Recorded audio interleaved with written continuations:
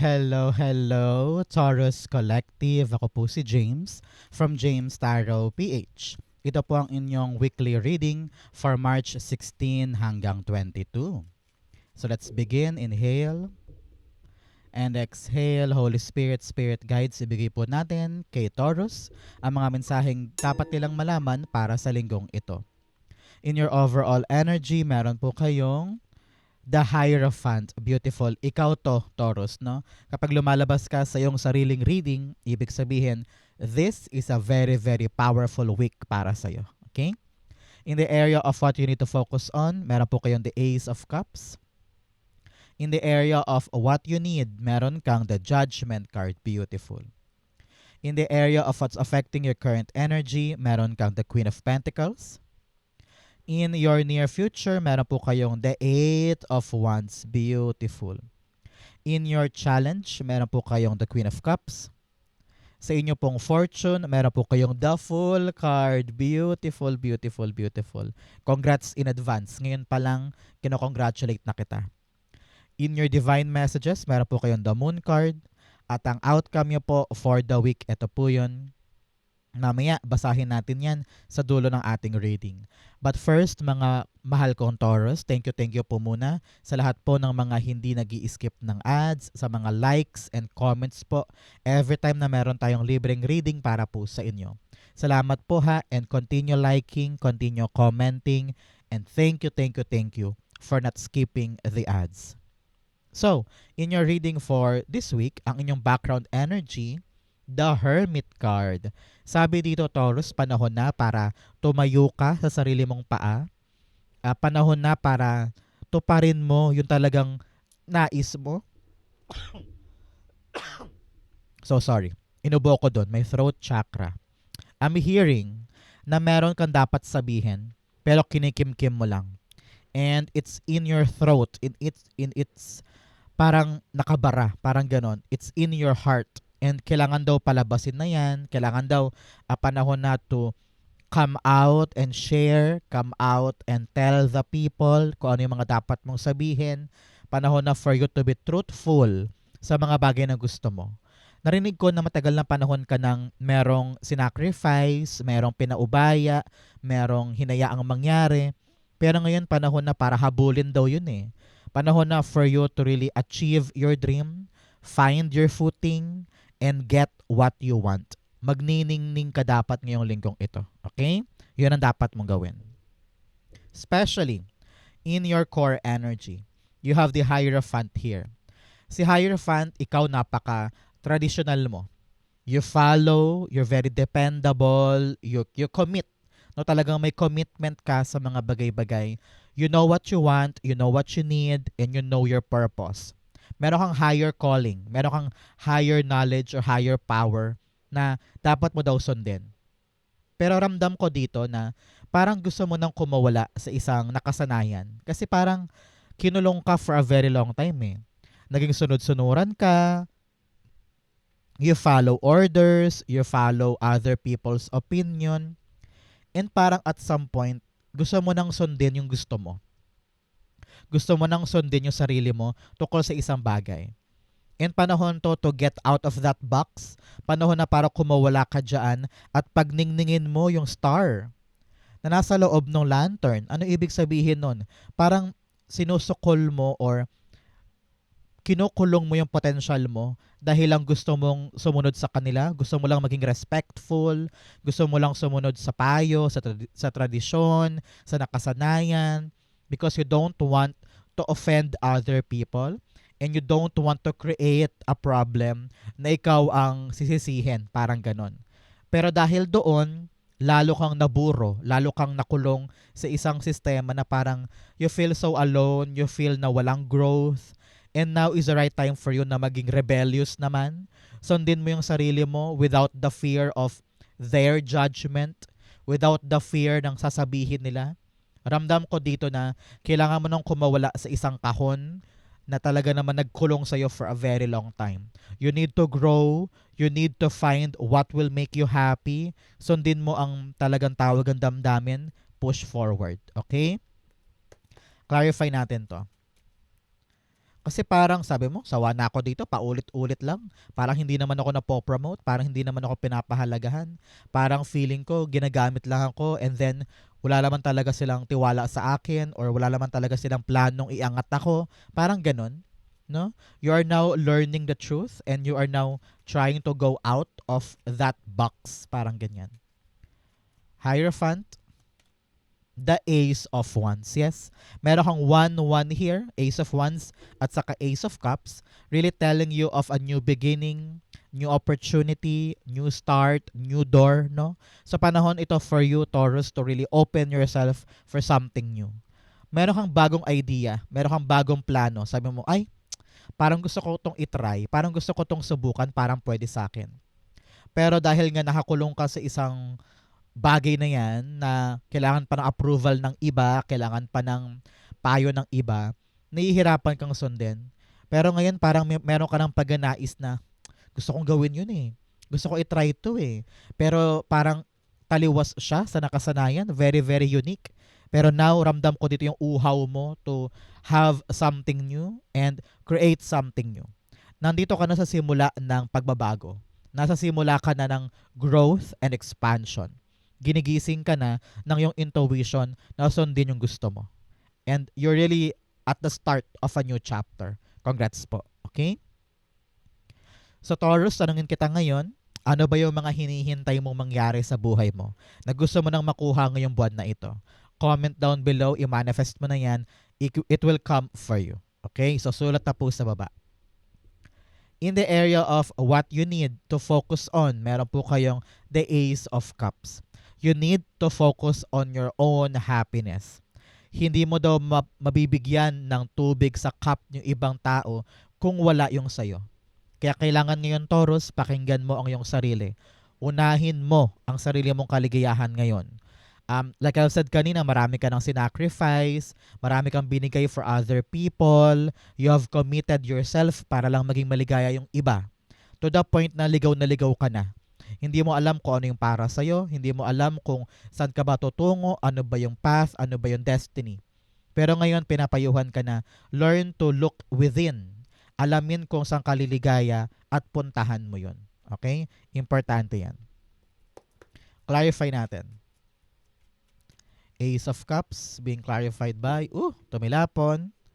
The Knight of Swords. Yes, kailangan mo ngayon maging masigasig, maging malakas ang energy, sumugod. Sabi kasi parang you've been doing a lot for others. Na kilos, laban. And then bigla-bigla kang hihinto na parang, ay, masaya pa ba ako? Itutuloy ko pa ba? Am I doing the right thing for me naman this time? So marami kang kaliwanagan ng ganyan and you need to slow down.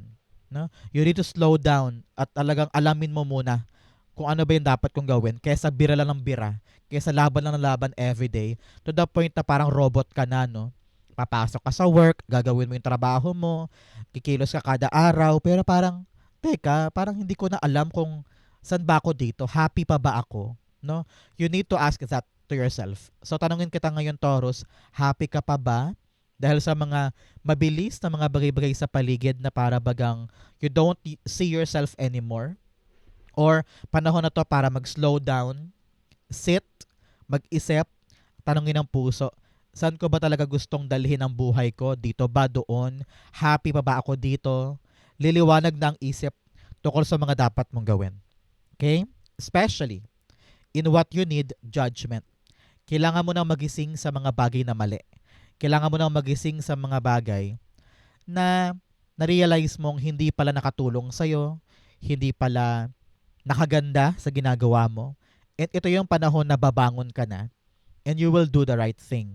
Especially ngayon, talaga namang malinaw na sa puso mo, sa damdamin mo, kung ano tong dapat kong unahin or dapat kong i-prioritize na magpapaligaya sa akin. At doon ka magalaan ng maraming effort. Narinig ko kasi, you're giving energy and effort sa mga bagay or tao na hindi ka naman talaga totoong maligaya doon.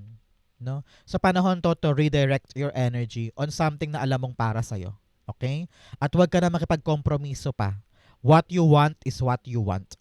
And dapat dito, magising ka na parang God, I've been doing a lot for other people. I've been doing a lot for the right thing. Sinusunod mo ang tama, sinusunod mo ang tradisyon, sinusunod mo ang nakasanayan. Pero doon ka naligaw eh. Kaya ngayon sa bagong idea mo, ito yung magpapagising sa'yo na parang, ay, may chance pa ako. Ay, pwede pa ako. Pwede ko pang gawin to. Pwede ko pang itama to. Pwede ko pang i-direct ito. No? So, binibigyan ka ngayon ni God ng bagong bukas na pintuan na dapat mong pasukin. And what you need to do is to surrender yourself. Sabi mo, God, sige po, gagawin ko na yan. Sige po, papasukin ko na sa puso ko yung para sa akin talaga. I will surrender. I will do the right thing. Kayo na pong bahala. Ganyan. So, kung meron kang tiwala sa Diyos, kasabay ng action mo, everything will be fine. Pakinggan mo lang yung puso and you will know what to do. Okay? You need to realize something this week. Okay? Judgment cards being clarified by the World card. Yes. Now, ready ka na to close a past chapter. Sabi ko nga sa iyo, ready ka nang kumawala sa iyong comfort zone. Ready ka nang kumawala sa box na talaga namang humigpit sa iyo before. And now, you're coming out of your shell. Lumalabas ka na sa iyong shell, sa itlog na ito. At handang-handa ka nang harapin, puntahan, baguhin ang buhay, at magsimula ng mga new doors. Meron kang ace here. Talaga namang may new opportunity, new start, new beginning na dapat mong tahakin. So, huwag kang matakot daw na isara yung past at magkaroon ng bagong simula. And you need to really iangat mo na kay God itong mga takot na ito para mangyari na yung new chapter mo. Okay? You need to surrender everything to God and listen. Listen, makinig ka sa mga kumakatok sa'yo na mga pagkakataon. Okay?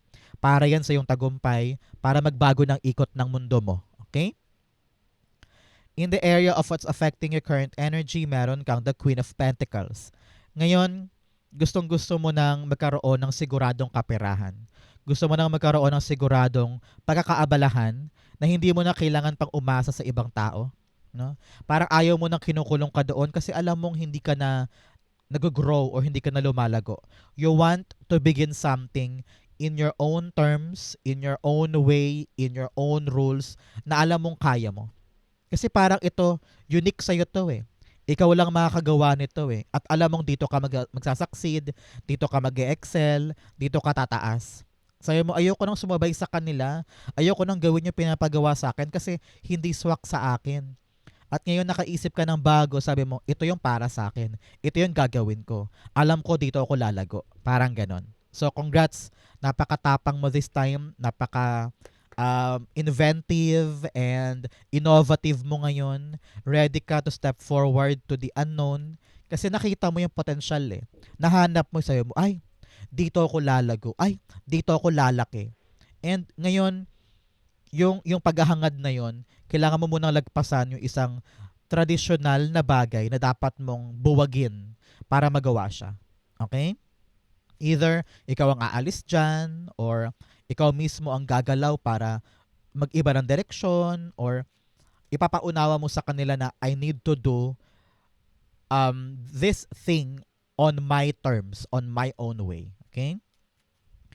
Queen of Pentacles, tumilapon. Yes, the Seven of Swords. Panahon na for you to really stand up on your own, do things on your own, maging matapang, maging masipag, kumilos o gumalaw. Nakita ko dito na, akong ayaw nyo, ako kikilos. Akong hindi nyo kaya, ako gagawa. Meron kang inisyatibo na gumalaw ngayon, simulan yung isang proyekto, simulan yung isang endeavor or negosyo or kapirahan or isang movement na maraming tao sa paligid ang walang tiwala. Na parang sabi nila, uy Taurus, huwag mo nang gawin yan, parang hindi mo naman kaya. Pero ikaw hindi. Kung ayaw nyo, ako na lang. And you will do it in silence ha. Kitang-kita ko dito yung solitary mo, Taurus. Parang ngayon ayaw mong ma-involve yung ibang tao. Parang gusto mong gawin yung bagay na gusto mo on your own term. No? Wala ka na rin pakialam sa sasabihin ng iba. Basta ikaw alam mo, mahalaga sa akin to, papalaguin ko to, bahala kayo dyan, kikilos ako mag-isa. Kayang-kaya ko yan. Because you know nasuri mo na eh. Na-figure out mo na eh. Mula sa pagkaligaw, ngayon may mode of clarity. And you are very, very sure sa kung ano mga gusto mong gawin ngayon. At hindi ka napapatali sa isang traditional or kulungan na yan na parang pinigil ka for a very long time. Ano? Panahon to ng paglaya mo at pagkakaroon ng bagong-bagong buhay na pabor sa'yo. Okay? Especially here in your near future, meron kang the Eight of Wands. Sabi dito, Taurus, yes, bibilis na ang mga bagay-bagay in the near future. 8 days, 8 weeks, or 8 months after watching this video, kung ano man yung pagkaantala mo dito, sabi mo, ano ba yan ang hirap-hirap, ang dami kong kailangan daanan, it will be lighter soon. Makikita mo, lilinaw sa'yo na parang, okay, dito talaga ako. Tama yung naisip ko, tama yung na-realize ko, tama yung mga pag-surrender ko at pagiging matapang ko na kumawala sa aking shell. I now embraced what I think is right for me. Yun ang inilaban mo. Kumilos ka kahit walang sumusuporta sa'yo. And you really come out of that mold, at binigyan mo ng chance itong bagong bagay. Heto ka. Umaandar ka na mabilis. Akala mo mahirap, akala mo nakakapagod, pero kinaya mo siya, nagawa mo, at nagulat ka din na parang, ay, kaya ko pala to. Yakang-yaka pala to ng katawang lupa ko, ng isip ko. And you are now running smoothly para sa bagay na yan. So congrats, okay? Kayang-kaya mo to. The Eight of Wands is being clarified by, you have the Ten of Swords. Yes, talaga namang aalis ka na sa iyong kinalugmukan noon. Kumbaga, ibang-iba na yung buhay mo. Sabi ko nga, feeling mo, nakatali ka dito, wala kang magalawan. Pag nagsabi ka, parang hindi ka pinapayagan, or lagi nire-reject yung gusto mo. Wala kang sariling boses, wala kang sariling otonomiya. And sabi mo, ayoko na dyan. Ayoko na dyan, hindi na ako masaya. Hindi na ako fulfilled. And you are now seeking what is for you and what is destined for you. At binigyan mo ng bagong tsansa itong bagong pagkakataon na nagpaalis sa'yo sa isang mahirap na sitwasyon. Ngayon, kitang-kita mo na, ay, may pag-asa pala. Ay, kaya ko palang baguhin ang buhay ko. Ang kailangan ko lang talaga maging matapang at humakbang forward. And here you are, good news after good news after good news. Some of you baka mag-travel pa.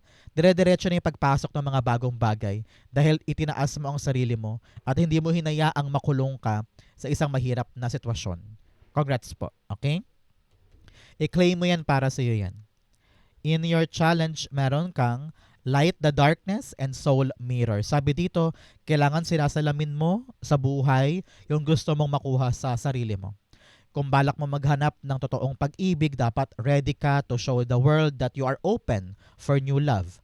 Kung ikaw ay handa ng mag-level up at mag-grow, kailangan ginagawa mo yung mga bagay na magpapag-grow sa'yo. Halimbawa, balak mong yumaman pero takot ka naman mag-risk, takot ka namang gumawa ng mga bagong bagay, so paano kaya yaman doon? So, kailangan nire-reflect ng action natin yung ating gustong mangyari. Okay? You have light the darkness, sabi dito, only love and clarity and awareness ang magpapalinaw ng buhay mo. Kaya kailangan you put light in everything in your life. Walang malabo, walang hindi alam, walang kaguluhan ng isip. Kailangan paliwanagin mo yan para alam mo yung dapat mong puntahan na direksyon at yung mga gusto mo pang mangyari sa buhay mo. Okay?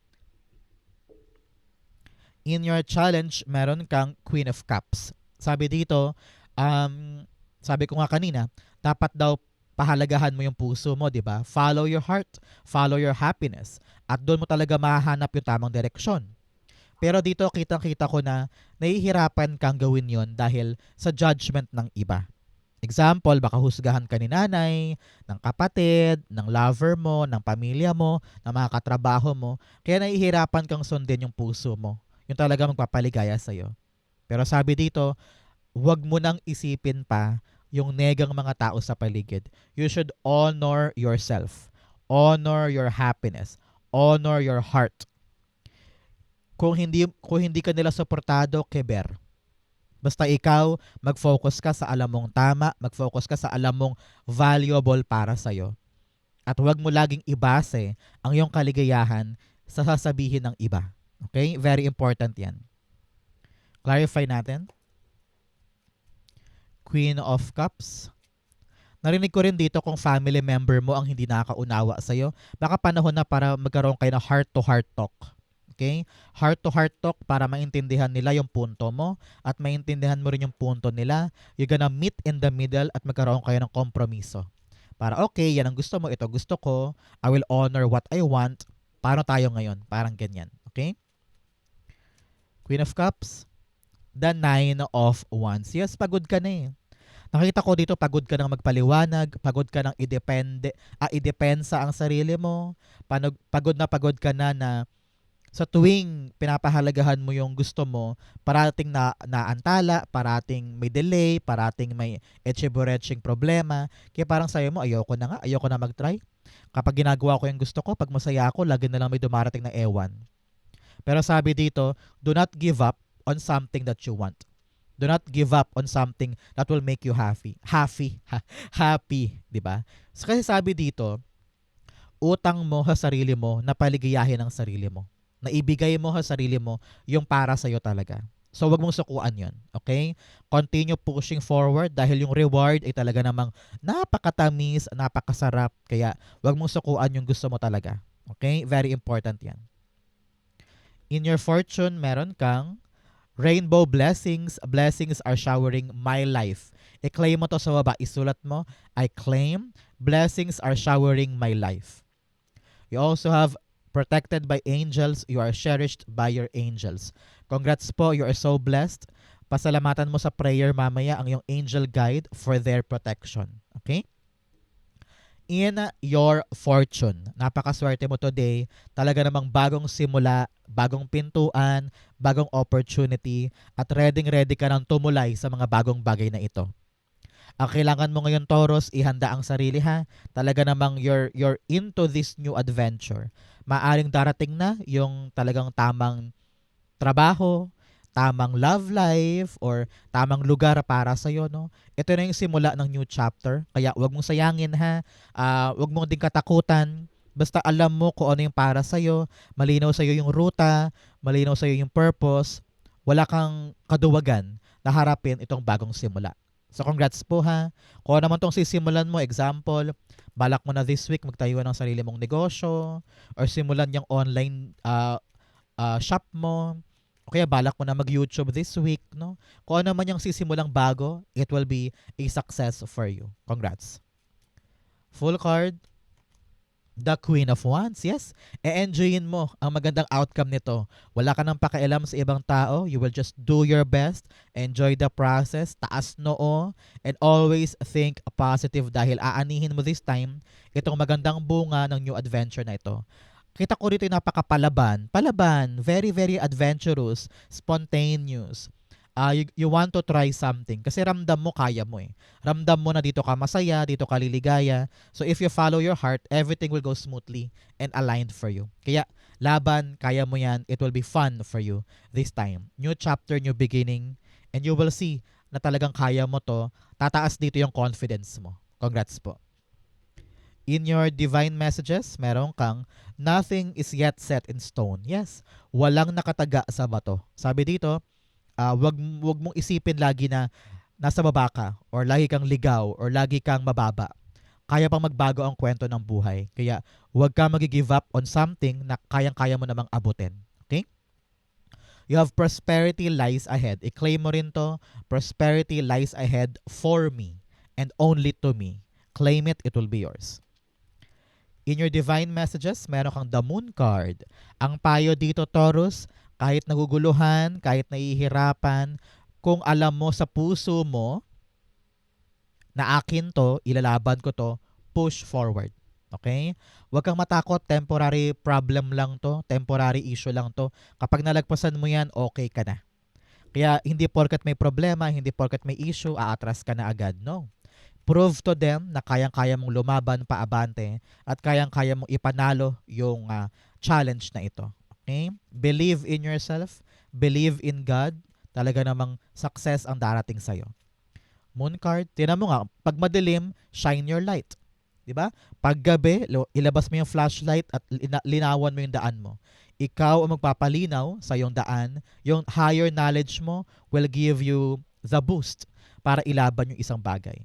Kailangan talaga ngayon matalino ka, matapang, at handa kang sumuong. Moon card, the Ace of Swords. Meron ka ng tatlong ace dito. 1, 1, 1. Talaga namang you're on the right direction, you're on the right path, you're on the new journey. Talaga namang swak para sa'yo, no? So, 111, new door, new opportunity. Talagang lilinaw sa mata mo kung ano yung dapat gawin.